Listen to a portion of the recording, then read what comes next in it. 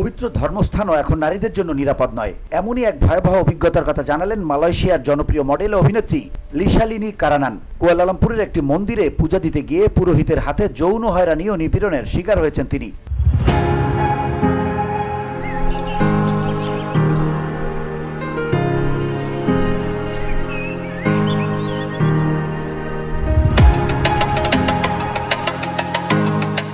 সুন্দরী প্রতিযোগিতায় মুকুটজয়ী এই অভিনেত্রী সামাজিক যোগাযোগ মাধ্যমে তার সেই বিভীষিকাময় মুহূর্তের বর্ণনা দিয়ে বিচার চেয়েছেন।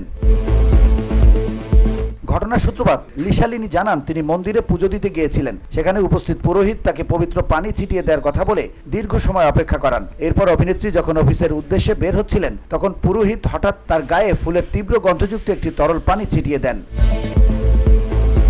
আশীর্বাদের নামে শ্লীলতাহানি এরপরই ঘটে সেই ন্যাক্কারজনক ঘটনা। লিশালিনী অভিযোগ করেন, তার তরল ছিটানোর পর পুরোহিত তাকে তার পরনের পাঞ্জাবি স্যুট খুলতে বলেন। অস্বস্তি বোধ করায় তিনি তাতে রাজি হননি। তখন পুরোহিত মন্ত্রপাঠ শুরু করেন এবং আচমকাই লিশালিনীর ব্লাউজের ভেতর হাত ঢুকিয়ে নোংরাভাবে স্পর্শ করতে থাকেন। পুরোহিত এটিকে আশীর্বাদের অংশ হিসেবে বোঝানোর চেষ্টা করেন।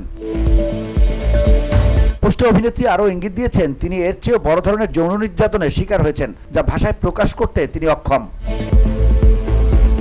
VOD Bangla news desk.